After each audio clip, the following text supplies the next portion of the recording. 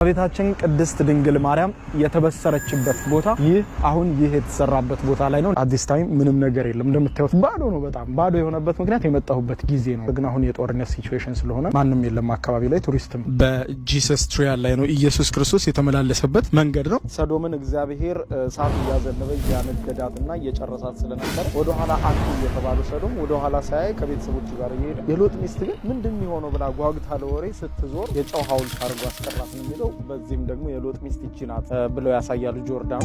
በዛሬው ቪዲዮ 3 መጽሐፍ ቅዱስ ላይ የተጠቀሱ ቦታዎችን እንቃኛለን። የመጀመሪያው አብሳሪው መልአኩ ቅዱስ ገብርኤል ጌታችን መድኃኒታችን ኢየሱስ ክርስቶስ እንደሚወለድ ለእመቤታችን ለቅድስት ድንግል ማርያም ያበሰረበትን ቦታ እንዲሁም ደግሞ ጌታችን መድኃኒታችን ኢየሱስ ክርስቶስ ያደገበትን የናዝሬት ከተማ የማስቃኛችሁ ነው የሚሆነው። በሁለተኛነት ደግሞ የምንጓዘው ወደ ሰዶምና ገሞራ ከተሞች ነው። እንግዲህ እንደምታውቁት በመጽሐፍ ቅዱስ ውስጥ እግዚአብሔር በቁጣው በተለይም ደግሞ ኃጢአታቸው በበዛ ጊዜ እሳት ዲን ከሰማይ አዝንቦ የፈጃቸው ከተሞች አሉ። ከነዚያ መካከል ዛሬም ያ ግብራቸው በመደገሙ በእነሱ ግብር እየተባለ ግብረ ሰዶም እየተባለ ይጠራል። ያ እግዚአብሔር ዲን አዝንቦ የጨረሰው የሰዶም ከተማ ለመሆኑ እንዴት ያለ ነው? ወደ ኋላ ዞራህ አቲ ተብሎ ለሎጥና ለቤተሰቡ ከተነገረ በኋላ ሎጥም ቤተሰቡን ይዞ ከከተማ በወጣ ጊዜ ትእዛዙን ሽራ ወደ ኋላ ዞራ ሰዶም ከተማ በሳት ዲን ስትቀጣ በማየቷ የጨው ሐውልት ሆና የቀረችው የሎጥ ሚስት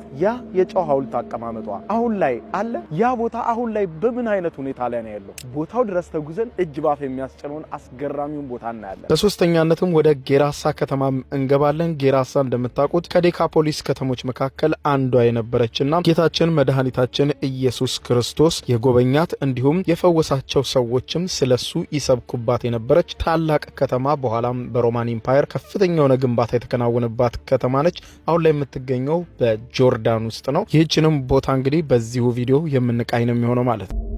ያለሁት ዛሬ በታሪካዊቷ ጌታችን መድኃኒታችን ኢየሱስ ክርስቶስ በተመላለሰባት ባደገባት እንዲሁም እመቤታችን ቅድስት ድንግል ማርያም ጌታ ኢየሱስ ክርስቶስን እንደምትወልድ መልአኩ ገብርኤል ባበሰረባት የአዲስ ኪዳን አዋጅ በተነገረባት በታሪካዊቷ ናዝሬት ከተማ ነኝ። ዛሬ በናዝሬት ከተማ የማሳያችሁ በጣም አስደናቂ ነገሮች አሉ።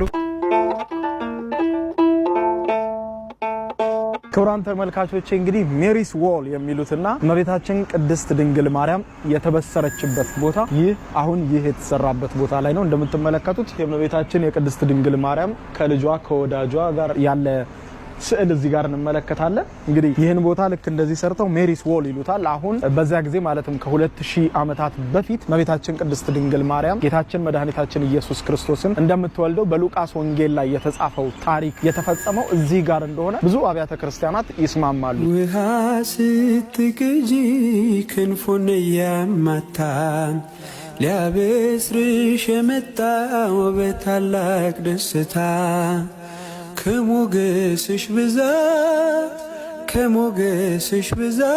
ሲታጠቅ ሲፈታ አቅርቦልሽ ነበር ክብር ሰላምታ። ሜሪስ ዎል እንግዲህ በመጀመሪያ ናዝሬት ከተማ ስትገቡ የምትጎበኙት የመጀመሪያው ቀዳሚ ነገር ነው ይሄ ሜሪስ ዎል። ሜሪስ ዎል የሚሉት እንግዲህ አንደኛ ጌታችን መድኃኒታችን ኢየሱስ ክርስቶስ እንደሚወለድ አብሳሪው መልአክ ቅዱስ ገብርኤል ለእናታችን ለእመቤታችን ቅድስት ድንግል ማርያም ያበሰረበት ቦታ ነው። እመቤታችን ቅድስት ድንግል ማርያምም ውሃ ስትቀዳ እዚህ ቦታ መጥቶ እንዳበሰራት የሚነገር ታሪክ አለ። ከዚህ ጋር እንግዲህ ለዚህ መታሰቢያ እንዲሆን እንደምታዩት ይህንን ሐውልት አስቀምጠው 3 የውሃ መፍሰሻዎችም አብረው ተቀምጠዋል። እንግዲህ 3 ቁጥርና ክርስትና ደግሞ የሚያያዙ ናቸው።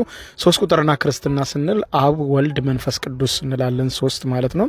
ስለዚህ ከዚህ ጋር በተያያዘ እንግዲህ 3 መፍሰሻ እንዳደረጉላቸው ነው ከታሪኩ ለመረዳት የቻልኩት ማለት ነው። የመጀመሪያ ይህንን ጎብኝታችሁ እንግዲህ በአካባቢው ላይ ሁሉ በጣም በርካታ አብያተ ክርስቲያናት አሉ። የኦርቶዶክስ፣ የካቶሊክ፣ በተለይ በኦርቶዶክስ የግሪክ ኦርቶዶክስ፣ የራሽያ ኦርቶዶክስን ጨምሮ ሌሎችም አብያተ ክርስቲያናት አሉ።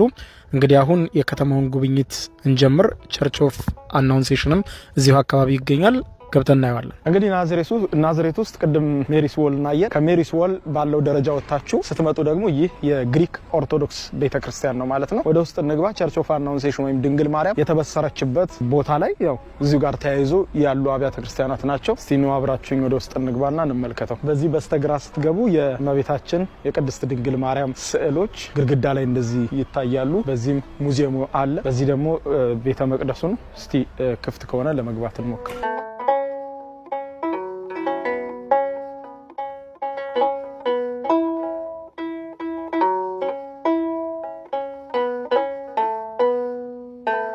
ጸሎት እያደረጉ ነው። ስለዚህ ውስጡን እንግዲህ እንደ ሌሎቹ አብያተ ክርስቲያናት አሁን መጎብኘት አንችልም፣ ጸሎት ላይ ስለሆኑ ማለት ነው። ስለዚህ እንግዲህ በሌላ ጊዜ